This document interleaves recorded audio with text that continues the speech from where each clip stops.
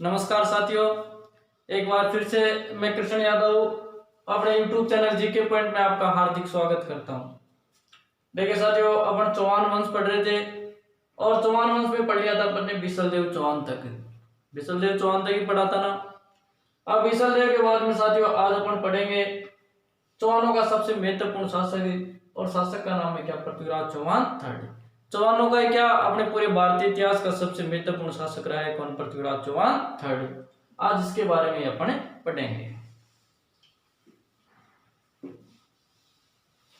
देखिए साथियों, पृथ्वीराज चौहान को पढ़ने से पहले दो तीन छोटी छोटी बातें हैं। इससे पहले दो तीन छोटे छोटे शासक हुए, उनके बारे में आपको ध्यान रखना है। देखिए साथियों, क्या था कि बिसलदेव के बाद में शासक बना था, और शासक बना था पृथ्वीराज द्वितीय। बताया था ना मैंने कि बिसलदेव शासक था अजमेर के चौहानों का। इसके बाद में शासक बना कौन? पृथ्वीराज द्वितीय।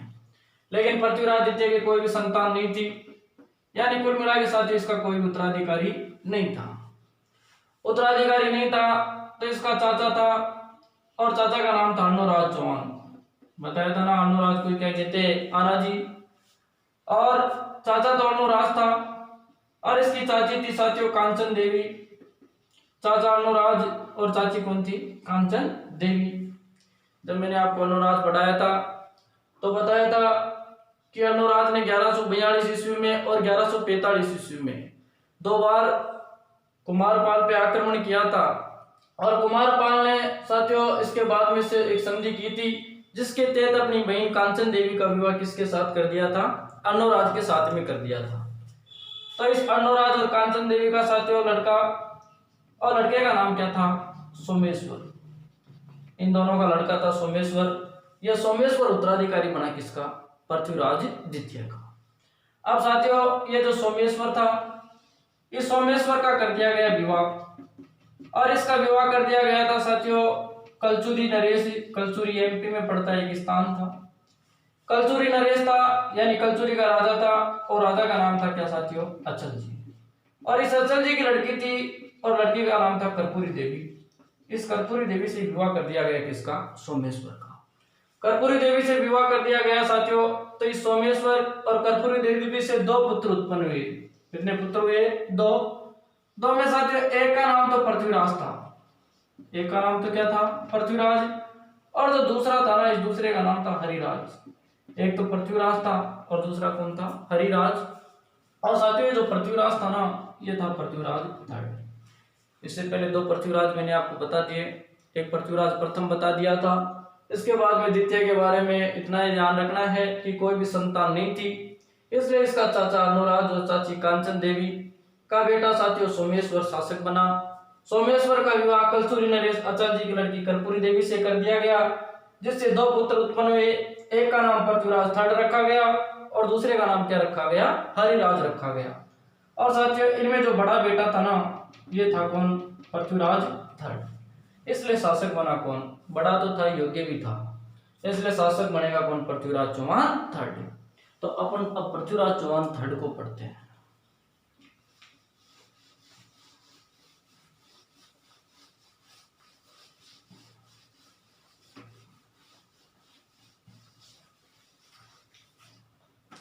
देखिए साथियों याद रखना चाहिए कि जो पृथ्वीराज चौहान थर्ड है ना, यह शासक बना, और शासक बना था साथियों 1177 ईस्वी में। शासक का बना 1177 ईस्वी में, और 1177 ईस्वी से लेकर 1192 ईस्वी तक, 1177 ईस्वी से लेकर 1192 ईस्वी तक शासक रहा कौन? पृथ्वीराज चौहान थर्ड। याद रखना चाहिए साथियों जो पृथ्वीराज चौहान थर्ड है ना, इनके पिता का नाम सोमेश्वर। पिता का नाम तो क्या है? सोमेश्वर। जबकि याद रखना चाहिए साथियों इनकी माता का नाम, और माता का नाम था कर्पूरी देवी।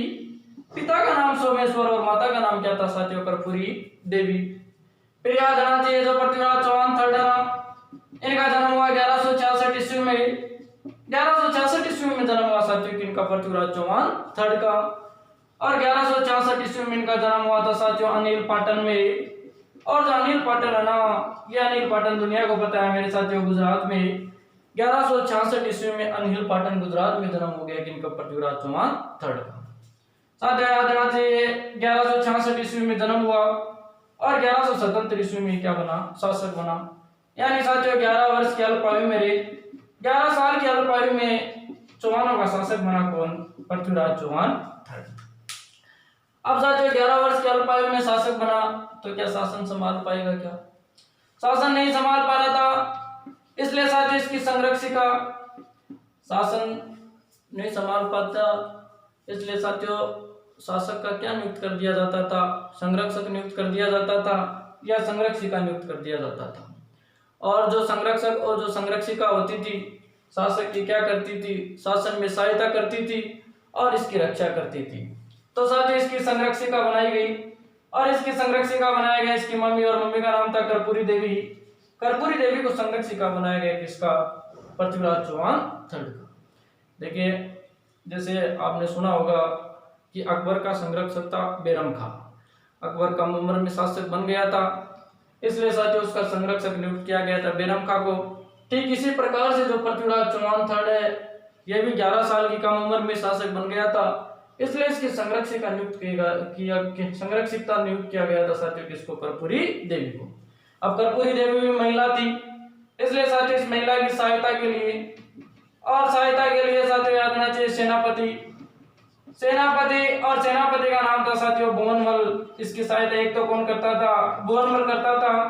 जबकि साथियों याद रखना चाहिए चौहानों का सीएम का मतलब उस समय का मुख्यमंत्री, और सीएम का नाम है साथियों कदमवास। सीएम और सीएम का नाम क्या है, कदमवास।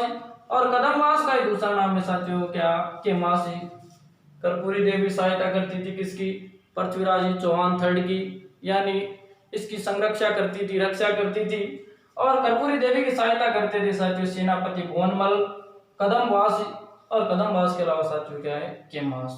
तो देखो पृथ्वीराज चौहान थर्ड को पढ़ रहे हैं, चौहानों का महत्वपूर्ण शासक है। जन्म 1177 ईस्वी से लेकर 1192 ईस्वी तक शासक रहा। पिता का नाम सोमेश्वर, माता का नाम कर्पूरी देवी। जन्म 1166 ईस्वी में अनिल पाटन में, अनिल पाटन का है गुजरात में। फिर इसके अलावा साथियों 11 साल की अल्पायु में शासक बना इसलिए इसकी संरक्षिका इसके मम्मी कर्पूरी देवी को बनाया गया। और साथियों इसकी सहायता करते थे कदमवास, और कदमवास को कहते थे क्या, केमास, जो सीएम था उनका चौहानों का। इसके अलावा साथियों चौहानों का सेनापति भुवनमल सहायता करता था किसकी, कर्पूरी देवी की। देखिए साथियों जो पृथ्वीराज चौहान है ना, ये शासक बना तो इसने उपाधियां धारण की, और उपाधियां धारण की थी साथियों एक तो राय पिथौरा की, उपाधि धारण की किसकी, राय पिथौरा की। और राय पिथौरा के अलावा साथियों उपाधि धारण की थी दलपंगुल की। सवाल आएगा भारतीय इतिहास का वे शासक जिसने राय पिथौरा और दलपंगुल की उपाधि धारण की थी, तो कौन था, पृथ्वीराज चौहान थर्ड। इसका मतलब होता है विश्व विजेता, ठीक है ना। तो ये दो उपाधि धारण की थी, राय पिथौरा की और दलपंगुल की, किसने, पृथ्वीराज चौहान थर्ड ने। अब साथियों याद रखना चाहिए पृथ्वीराज चौहान थर्ड है ना, इसने शासक बनते ही यानी 1177 ईस्वी में शासक बना तो इसने एक नीति अपनाई और नीति का नाम है दिग्विजय की नीति। दिग्विजय की नीति अपनाई किसने, पृथ्वीराज चौहान थर्ड ने। दिग्विजय का मतलब होता है साथियों कि अपने आसपास के जो शासक थे ना इन सबको जीत लेना, यानी सभी दिशाओं के जो शासक थे उनको जीत लेने की नीति अपनाई थी किसने, पृथ्वीराज चौहान थर्ड ने। और साथियों याद रखना चाहिए दिग्विजय की नीति के तहत 1177 ईस्वी में यानी शासक बनते ही 1177 ईस्वी में शासक बना था ना, तो शासक बनते ही साथियों याद रखना चाहिए गुजरात का शासक था, और गुजरात के शासक का नाम था क्या, भीम द्वितीय। इस भीम द्वितीय को हराया किसने, पृथ्वीराज चौहान थर्ड ने। फिर याद रखना चाहिए साथियों इसके अगले साल 1178 ईस्वी में, और 1178 ईस्वी में इसका चचेरा भाई था यानी चाचा का लड़का था, और नाम था नागार्जुन। नागार्जुन नाम था साथियों किसका, इसके चचेरे भाई का। और नागार्जुन ने इसके खिलाफ कर दिया क्या साथियों, विद्रोह कर दिया किसके खिलाफ, पृथ्वीराज चौहान थर्ड के खिलाफ।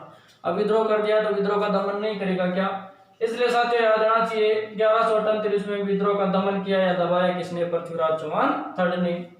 फिर याद रखना चाहिए साथियों 1182 ईस्वी की बात है, कब की बात है, 1182 ईस्वी की। 1182 ईस्वी में साथियों पृथ्वीराज चौहान ने सतलज प्रदेश से एक जाति, और जाति का नाम है साथियों बंडानक जाति।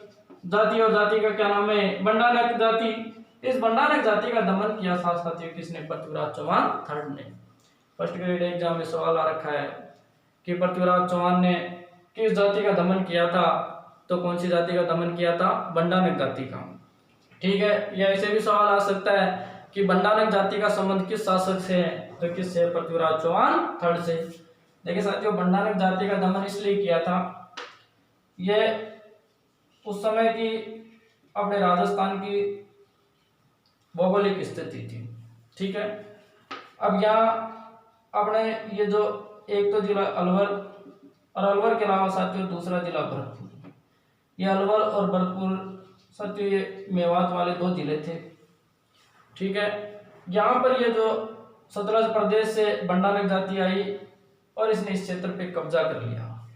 अब कब्जा कर लिया तो साथियों ये जो क्षेत्र था ये पृथ्वीराज चौहान के क्षेत्र के अधीन पड़ता था, और पृथ्वीराज चौहान को बिना बताए ये लोग आकर यहाँ कब्जा कर लिए और रहने लगे। इसलिए साथियों इसका दमन किया था किसने? पृथ्वीराज चौहान थर्ड ने। तो याद रखना चाहिए कि सतलज प्रदेश से आने वाली बंडानक जाति का दमन किया था, तो वो दमन किया था किसने? पृथ्वीराज चौहान थर्ड ने। देखो इसकी उपाधियां, राय पिथौरा और दल पंगुल की उपाधि धारण की थी, जिसका मतलब होता है क्या? विश्व विजेता। इसके अलावा साथियों शासक बनते ही दिग्विजय की नीति अपनाई, यानी आसपास के शासकों को जीत लेने की नीति अपनाई किसने? पृथ्वीराज चौहान थर्ड ने। इसके तहत 1177 ईस्वी में गुजरात का शासक था भीम द्वितीय को हराया। 1178 ईस्वी में इसका चचेरा भाई नागार्जुन ने विद्रोह कर दिया था गुड़गांव में, तो उस विद्रोह को दबाया। इसके अलावा 1182 ईस्वी में सतलज प्रदेश से आने वाली बंडानक जाति का दमन किया, और दमन किया किसने साथियों? पृथ्वीराज चौहान थर्ड ने। तो पृथ्वीराज चौहान थर्ड को पढ़ते हैं। देखिए साथियों 1182 ईस्वी में और 1182 ईस्वी में पृथ्वीराज चौहान तृतीय ने एक बहुत ही खतरनाक युद्ध लड़ा था, और जो युद्ध लड़ा था उस युद्ध का नाम है साथियों तुमुल का युद्ध लड़ा, और युद्ध का क्या नाम है? तुमुल का युद्ध। याद रखना चाहिए साथियों जो तुमुल का युद्ध मैदान है ना, यह तुमुल का युद्ध मैदान है का उत्तरी प्रदेश में। तुमुल का युद्ध लड़ा कब? 1182 ईस्वी में। तुमुल के युद्ध में साथियों एक तरफ तो था पृथ्वीराज चौहान थर्ड, जबकि दूसरी तरफ साथियों चंदेल शासक, और चंदेल शासक का नाम था परमर्दी देव चंदेल।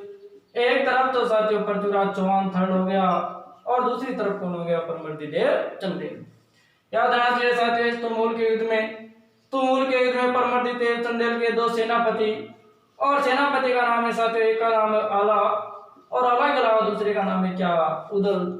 आला और उदल दो सेनापति थे किसके? परमर्दी देव चंदेल के। और कौन से युद्ध में लड़ रहे थे? तुमुल के युद्ध में।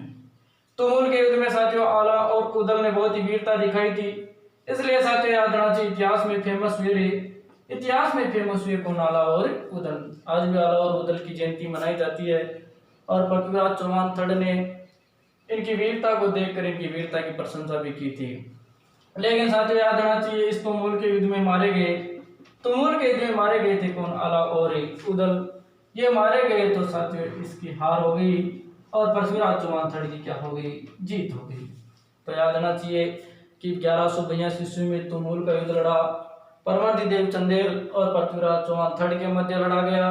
आला और उदल सेनापति थे जो युद्ध में लड़ते हुए मारे गए, और ये मारे गए तो साथियों हार गए कौन? परमर्दी देव चंदेल, और जीत गए कौन? पृथ्वीराज चौहान थर्ड। फिर इसके बाद में याद रखना चाहिए साथियों कि जो पृथ्वीराज चौहान थर्ड है ना, इसने कला एवं साहित्य को भी बढ़ावा दिया। ठीक है ना, और कला एवं साहित्य को बढ़ावा देने के लिए इसने स्थापना की थी कला एवं साहित्य विभाग की स्थापना की थी साथियों किसने? पृथ्वीराज चौहान थर्ड ने। और कला एवं साहित्य विभाग की स्थापना की थी अजमेर में। कला एवं साहित्य विभाग की स्थापना कहाँ की थी? अजमेर में। और याद रखना चाहिए साथियों इस विभाग का उस समय इसने अध्यक्ष बनाया था, और अध्यक्ष बनाया था किसको? पदमी नाथ को। तो अध्यक्ष था कला एवं साहित्य विभाग का कौन? पदमी नाथ। तो देखो 1182 ईस्वी में तुमुल का युद्ध लड़ा गया, पृथ्वीराज चौहान थर्ड और परमर्दी देव चंदेल के बीच लड़ा गया। साथियों पृथ्वीराज चौहान थर्ड की जीत हुई। परमर्दी देव चंदेल के जो दो सेनापति थे आला एवं उदल वो वीर गति को प्राप्त हुए, और साथियों इतिहास में बहुत ही फेमस हुए कौन? आला और उदल। इसके अलावा कला एवं साहित्य विभाग की स्थापना की, और कला एवं साहित्य विभाग की स्थापना कहाँ की थी? अजमेर में की थी, जिसका अध्यक्ष बनाया था किसको? पद्मनाथ को। अब इसके अलावा याद रखना चाहिए कि जो पृथ्वीराज चौहान थे ना, इसके दरबार में साथियों अनेक कवि रहते थे। तो दरबारी कवि याद रहने चाहिए किसके, पृथ्वीराज चौहान थर्ड के। देखिए साथियों याद रहना चाहिए इनके दरबार में रहते थे एक तो जनार्दन, पृथ्वीराज चौहान थर्ड के दरबार में कौन रहते थे, जनार्दन। जनार्दन के अलावा याद रहना चाहिए साथियों इनके दरबार में रहते थे नागार्जुन, जनार्दन रहते थे और जनार्दन के अलावा कौन रहते थे, नागार्जुन। नागार्जुन के अलावा याद रहना चाहिए साथियों इनके दरबार में रहते थे पृथ्वीभट्ट, इनके दरबार में रहते थे कौन, पृथ्वीभट्ट। पृथ्वीभट्ट के अलावा याद रहना चाहिए साथियों इनके दरबार में रहते थे जैनक भट्ट, जनार्दन रहते थे, नागार्जुन रहते थे, पृथ्वीभट्ट और कौन से भट्ट रहते थे, जैनक भट्ट। और इसके अलावा साथियों याद रखना चीनी के दरबार में रहते थे आसाधर। सवाल आएगा आसाधर भी रहते थे किसके दरबार में, पृथ्वीराज चौहान थर्ड के दरबार में। और इन्हीं के दरबार में रहते थे साथियों इनके सबसे अच्छे दोस्त थे और नाम था क्या, चंद्र भरे दाई। इन सब के बारे में अपन जब पढ़ते हैं ना राजस्थान का साहित्य तो उसमें पढ़ते हैं, ठीक है ना। लेकिन अभी आपको इतना ही ध्यान रखना है कि जनार्दन, नागार्जुन, पृथ्वीभट्ट, जैनक भट्ट, आसाधर और चंद्रभर दाई रहते थे किसके दरबार में, पृथ्वीराज चौहान थर्ड के दरबार में। तो साथियों ये इनके दरबारी कवि थे। पृथ्वीराज चौहान का ये सामान्य परिचय था, इसके आगे भी पढ़ेंगे क्योंकि पृथ्वीराज चौहान शायद अपने लगभग 3 क्लास लग जाएगी अपने को, ठीक है ना। पूरा डिटेल से पढ़ेंगे क्योंकि महत्वपूर्ण शासक है तो सवाल बनने की संभावना बहुत ज़्यादा रहती है, ठीक है ना। सवाल ये जो जितने भी एग्जाम है इनमें तो बनता ही बनता है और इस मुख्य परीक्षा तक भी पृथ्वीराज चौहान से सवाल बनता है, इसलिए डिटेल से पढ़ेंगे, एक एक चीज को देखेंगे, ठीक है ना। तो धन्यवाद।